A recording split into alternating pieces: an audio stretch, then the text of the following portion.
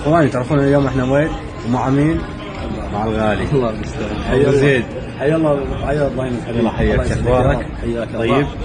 اليوم احنا زياره عند اخونا ماجد الخالدي ابو زيد. الله يعزك يا رب. الله يكبر شانك ان شاء الله، والله يجزاك خير يا بعد راسك. حبيبي شرفت. شو رايك محمد البارح؟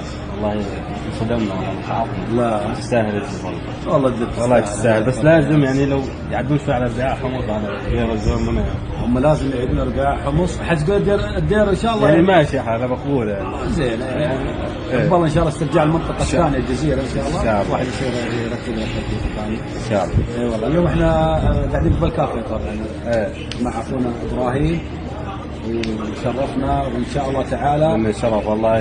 نلتقى باذن الله نرجع الدير. الله يسعدك يا رب. الله يسعدك. قال احنا نحبك ما نحبك ما نجي. لك حبيبي يا بعد راس الدير كلها تحبك. ها تاج راس والله ونعم. وانت تعرف هذا الشيء. الله يبارك فيك اخونا، وانت غالي علينا. يلا حيك والله. الله يحفظك.